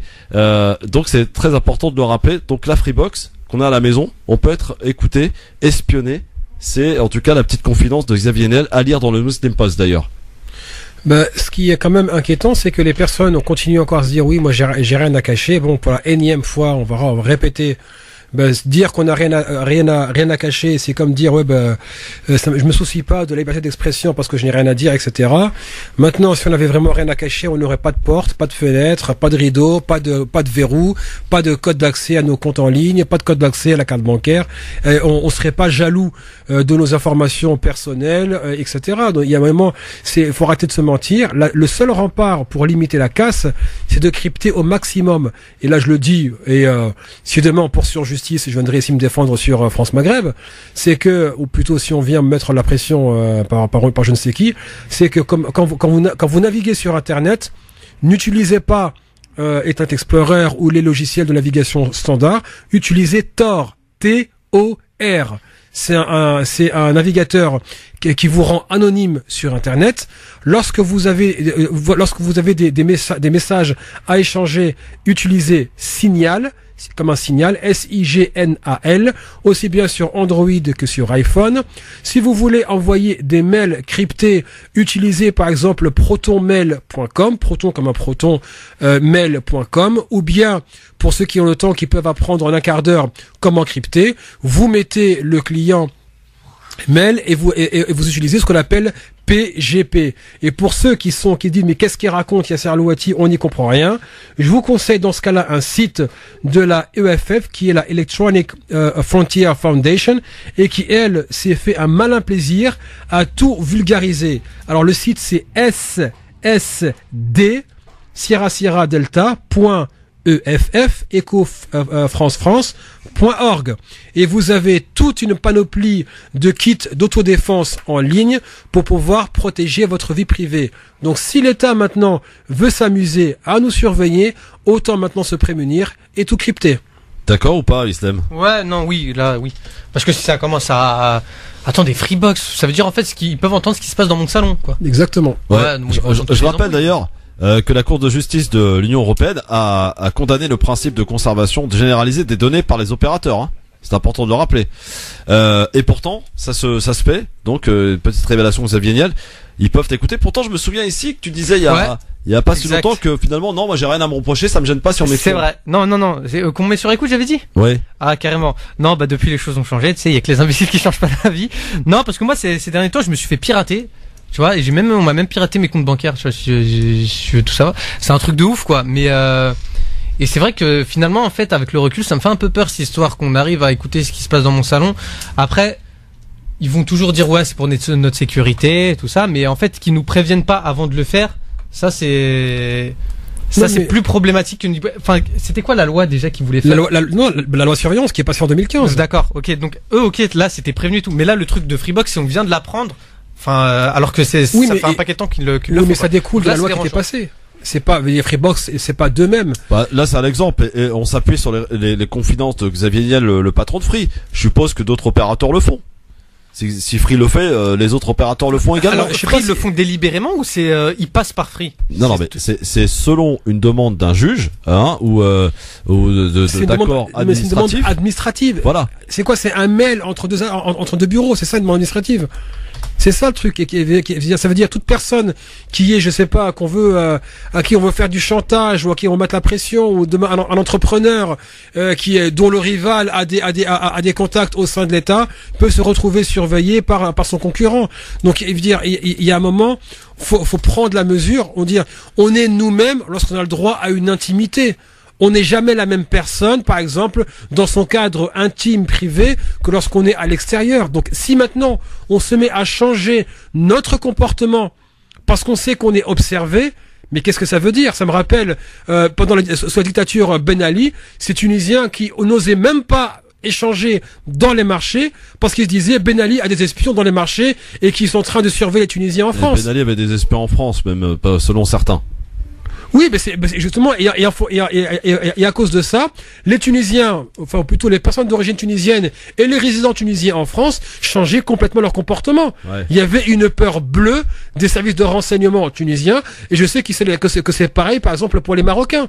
Donc, maintenant, si on accepte de devoir changer notre comportement, de nous censurer constamment parce qu'on se sent observé, mais il y a un moment, faut dire... Ouais, mais alors attends, Yasser, je vais me faire l'avocat du diable, pardon. Vu le contexte qu'on vit, effectivement, par exemple, Gérard Collomb disait qu'ils ont déjoué quand même pas mal d'attentats grâce à des services de renseignement assez efficaces, selon évidemment les dires du ministre de l'Intérieur. Si on n'a rien à cacher, comment on va faire si on incite tout le monde à crypter, à se protéger et finalement que personne soit espionné? Comment ils vont faire les renseignements pour travailler? Absolument, aucun attentat n'a été empêché par le renseignement de masse. C'est le terrain qui fait la différence. Non, mais c'est l'interception de discussions, de conversations via les réseaux sociaux, via les messages cryptés, etc. Justement, quand on a un suspect, on passe par un juge et on cible. Sauf que là, ce qui pose problème, c'est la surveillance indiscriminée. Ça veut dire on surveille tout le monde. C'est ça qui pose problème. On n'est pas contre la mise sous surveillance de terroristes potentiels, on est contre la mise sous surveillance de tous les citoyens. Ouais, mais comment on fait pour distinguer justement? C'est le renseignement terrain. Le citoyen lambda peut devenir demain un futur terroriste aussi. Jusqu'à maintenant, ça se passe pas comme ça. Donc c'est pas comme ça se passe. Les personnes qui agissent, ça dépend parce que t'as ces jeunes qui se sont radicalisés, qui sortent de nulle part, qui étaient chauffeurs de bus, livreurs de pizza, qui se sont retrouvés en Syrie ou en train de discuter avec des mecs en Syrie pour commettre un attentat. Tu vois ce que je veux dire, Yasser? Non. Ces personnes-là, si elles communiquaient, elles auraient été déjà repérées. Aucun attentat n'a été empêché grâce à la surveillance de masse. Je le répète, aussi bien aux États-Unis qu'en France, aucun attentat n'a été empêché. Les déclarations du ministère de l'Intérieur, j'attends encore de voir des preuves de ces attentats déjoués. Et quand par hasard, les attentats déjoués, ça se fait le jour d'avant ou le jour d'après le passage d'une mesure qui le met encore plus sous surveillance. Donc maintenant, Sarkozy a dézingué ou plutôt a détruit le maillage des renseignements généraux, ouais. Et il pense pouvoir pallier à tout ça par les services de renseignement, on veut dire par l'informatique. Le problème que ça pose, oui, c'est que plus on surveille, plus il y a une masse d'informations ingérables. Et donc, il y a des informations cruciales qui ne sont plus analysables. Ouais. C'est pour ça que c'est le ciblage qui est efficace et non pas la mise sous surveillance de toutes les personnes. Donc d'un côté, on surveille des millions de personnes, c'est pas efficace, mais de l'autre, on change la société avec des personnes se sachant observer, se mettent à altérer leur comportement. Je suis désolé, chacun d'entre nous, même quand il va dans la salle de bain, il ferme sa porte. Et pourtant, il est chez lui. Ouais. Donc imaginez-vous maintenant, les objets connectés, vos téléphones, vos ordinateurs servent à vous espionner. Pourtant le téléphone, on l'emmène parfois dans la salle de bain pour écouter la musique, par exemple. Exactement. Bon, maintenant après chacun, j'irai pas demander ce que chacun fait dans les toilettes avec son téléphone. Tu vois. Mais c'est vraiment inquiétant. C'est vraiment inquiétant que les gens en fait sont d'une passivité totale. Ça veut dire que demain, Macron se sent menacé dans son pouvoir. Qu'est-ce qu'il va faire? Il va faire exactement comme a fait François Mitterrand. Il nous faut des surveillances et on met sous surveillance les avocats, on met sur les journalistes, les activistes, etc. Bon, Islem, ça t'a fait changer d'avis un peu ou pas? Changer d'avis, mais après je reste quand même... non, mais... Après, c'est pas toi et moi qui allons être mis en sous surveillance, Christophe. Mais tu l'es déjà. Bah, tu l'es déjà, mon ami.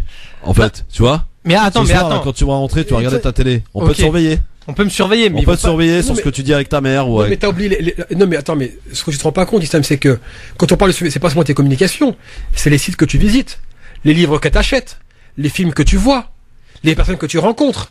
Ça veut dire, on peut définir qui tu es. Tout de suite, ça devient moins drôle, en fonction de ton expérience sur Internet. C'est pas seulement, oui, mes communications, elles sont louches, je raconte, voilà, non, c'est pas seulement ça. C'est vraiment tout ce que tu fais sur Internet peut servir à définir un profil. Ça veut dire que demain, on pourra venir te faire du chantage en te disant, voilà ce qu'on sait sur toi, il faut que tu bosses pour nous. Et beaucoup de personnes qui ont été poussées à collaborer et à devenir des indicateurs, c'est parce qu'on avait des informations, entre guillemets, embarrassantes, compromettantes. Et encore une fois, moi, chacun fait ce qu'il veut de sa vie privée, et c'est justement parce qu'il y a une notion de vie privée qu'on peut être qui nous sommes. Moi, demain, si je me sais observer toute la journée, c'est comme l'entreprise. Tu sais que le patron est là, est-ce que ton comportement est le même quand il va prendre sa pause déjeuner? Ah, il est convaincant quand même. Hein. Ouais, non, mais oui, j'avoue. Mais cela dit, quand même, je doute que on finisse par écouter chez moi parce que voilà, il y a quand même énormément de gens qu'on. Bon, bah, attends, je voulais pas te le dire, mais on va sortir les dossiers maintenant. On sait ce que t'as fait hier soir précisément à 20h35. 20h35. On sait avec qui tu étais, on sait ce que t'avais l'intention de faire, ce que t'as regardé, et on sait même à quelle heure tu t'es couché. Voilà. C'est même à quelle heure je me suis couché. Ok, ok, dites-le. Bon, voilà. Non, on va pas le dire parce qu'on préserve quand même un minimum ta vie privée.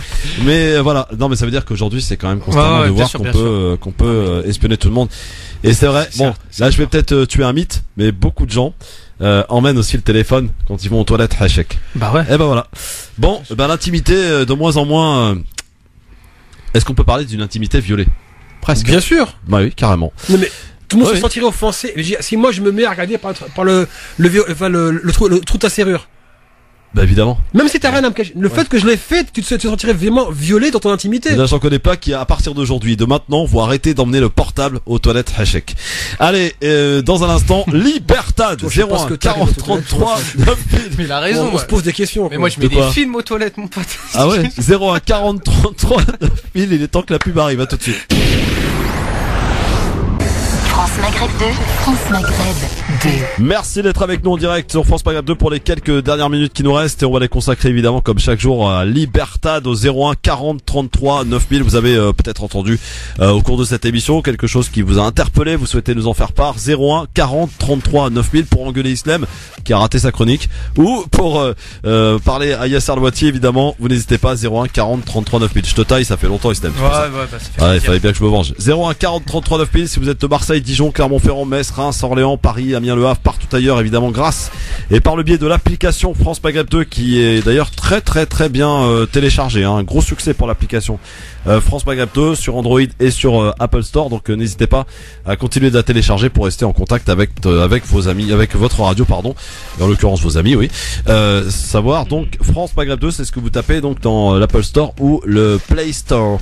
01 40 33 9000. Vous l'avez compris, on a parlé donc de ces sujets, notamment de la possibilité d'être écouté par les différents opérateurs grâce, on le savait déjà, hein, Yasser, c'est plus un secret pour personne, mais les confidences de Xavier Niel quand même viennent mettre un petit peu d'alerte et de parfum pour tous ceux qui se sentaient pas encore tout à fait concernés. France Maghreb 2, bonsoir. Oui, bonsoir, salam alaikum. Alaikum salam, monsieur. Nasser de Bondy. Nasser de Bondy, on vous écoute. Alors, je fais un petit constat, là, vite fait, là, sur ma vie personnelle, et puis ça va peut-être parler à tout le monde. Moi, j'ai 55 ans, ça fait 55 ans que je suis dans ce bled, et je me suis rendu compte, j'ai fait un petit constat, ils veulent que cette société soit invisible. Ou alors, que je m'appelle Patrick, et que je suis un gros mangeur de cochon. Bon, Nasser, merci beaucoup. Voilà, c'est votre observation, Nasser. 01 40 33 9000. Bon, je sais pas s'il faut aller jusque là, les gars. Vous êtes d'accord ou pas? Non, quand même pas. Bon, Nasser, faut toujours un petit peu exagérer pour mettre en. Franchement, aucune idée. Je vois pas ça. Enfin bon, je le prends, voilà. À la rigolade. Voilà, il fait un constat. Après, bon, voilà, je suis quelqu'un très rigoureux sur mes prises de position, donc je sais pas. Bon, 01 40 33 9000 si vous voulez faire comme Yasser, si vous avez un truc à nous signaler, un petit événement près de chez vous ou un petit truc en particulier, n'hésitez pas. France Maghreb 2, bonsoir. Oui, bonsoir. Bonsoir, quel est votre prénom et votre ville d'appel s'il vous plaît? Je suis Samir de Stein. On vous écoute, cher Samir. Donc j'appelle pour un truc assez simple. Là, je suis en train de voir sur les réseaux sociaux ces temps-ci. Malheureusement, il y a beaucoup de rivalité entre les Algériens et les Marocains et les insultes fusent tout le temps sur Facebook et autres. Donc juste pour prévenir les gens que c'est un jeu très dangereux auquel ils jouent. N'oublions pas que nous sommes frères, que nous avons des origines qui sont exactement les mêmes. Nous avons une histoire en commun et que nous devrions nous aimer plutôt que nous mettre en rivalité bêtement comme ça. Et c'est rentré dans le jeu en plus débile de ces différents diplomates et tout est parti d'une déclaration de Messaël qui est vraiment scandaleuse. Bon, merci en tout cas pour votre coup de gueule. Merci Christophe, merci beaucoup. Je voudrais rebondir là-dessus, vite fait, parce que moi du coup les réseaux sociaux, ça je vois beaucoup les insultes comme ça. Il y a, on va dire, les 89% des comptes qui insultent ou qui créent la discorde entre Algériens et Marocains, c'est des fakes, hein, c'est des comptes qui sont envoyés par F de souche et tout ça. La LDJ avait dévoilé d'ailleurs le fait de mettre la zizanie entre Algériens et Marocains. Ils créaient des comptes sur Facebook et sur Twitter et ils insultaient et donc vraiment il y en a qui tombaient dans le panneau. Mais là, excuse-moi, je pose la question, c'est que c'est tellement pathétique. Ils connaissent tellement l'orgueil nationaliste des uns et des autres qu'ils en jouent. Ah oui. Ça montre ne pas réagir surtout en fait. Surtout ne pas réagir. Quand vous voyez des messages, vous voyez, ils font des petits montages dégueulasses. Hein, c'est des montages vraiment moches à regarder. Ils font des montages anti-Maroc ou anti-Algérie. Vraiment ne tombez pas dedans. Voilà, tombez pas dedans. Signalez si vous voulez, mais vraiment ne répondez pas de like, rien. Un dernier pour la route. France Maghreb 2, bonsoir. Oui, bonsoir. Bonsoir, quel est votre prénom et votre ville d'appel, cher monsieur? Mohamed, j'appelle à côté de Lyon en fait. Vas-y, on vous écoute, Mohamed.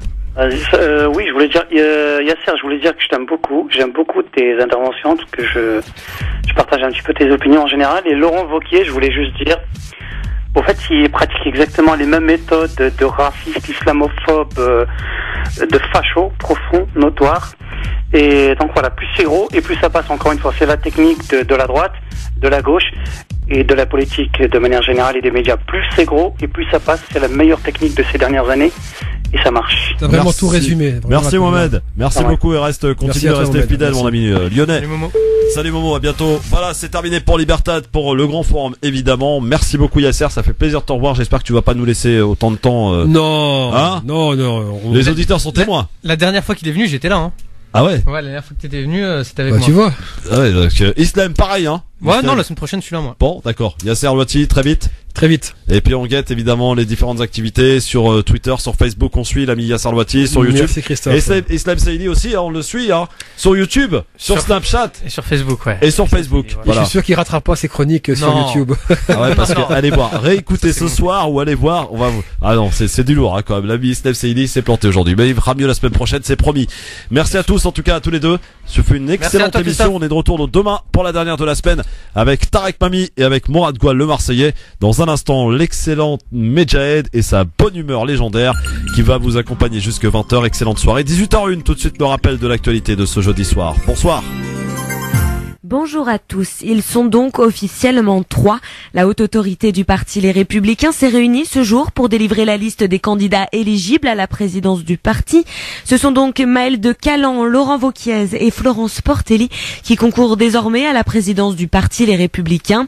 La candidature du député Daniel Factuel a été rejetée, faute de parrainage requis selon Anne Lévade, la présidente de cette autorité. Madrid serait prêt à suspendre la mise sous tutelle de la Catalogne si des élections régionales anticipées avaient lieu. C'est ce qu'annonce le journal La Vanguardia après que le président de la Généralité ne se soit finalement pas rendu à son discours au Sénat à 13h30 heure locale. Ces élections pourraient avoir lieu le 20 décembre. Un acte qui s'apparente à du terrorisme, c'est ce qu'a déclaré le procureur de Grenoble, Jean-Yves Coquillat, à la suite d'un incendie criminel qui a ravagé cette nuit la gendarmerie de Mélan en Isère. Il a dénoncé des faits d'une gravité extrême, jugeant le modus operandi assez professionnel, ce qui pourrait faire penser, je cite, à l'acte de quelqu'un de la mouvance anarcho-libertaire. Aucun blessé n'est à déplorer. Le parquet de Paris vient d'ouvrir une enquête pour proxénétisme aggravé après un signalement de la mairie mairie de Paris. Celle-ci dénonce des camions publicitaires du site Rich Meet Beautiful sur lesquels on peut lire « Et les étudiants, romantique, passion et pas de prêt, sortez avec un sugar daddy, sugar mama ». Le comité international de la Croix-Rouge a annoncé ce jeudi avoir pu rendre visite à 1300 femmes et enfants étrangers de djihadistes présumés de l'organisation État islamique. Ils seraient détenus par les forces gouvernementales irakiennes près de Mossoul. Et un peu de sport et du tennis puisque Venus Williams s'est imposée devant la numéro 2 mondiale, Garbinier Muguruza, au Master féminin de Singapour, 7-5, 6-4. Elle s'empare donc du ticket pour la demi-finale. France Maghreb 2, service, info, musique, divertissement. France Maghreb 2. France Maghreb.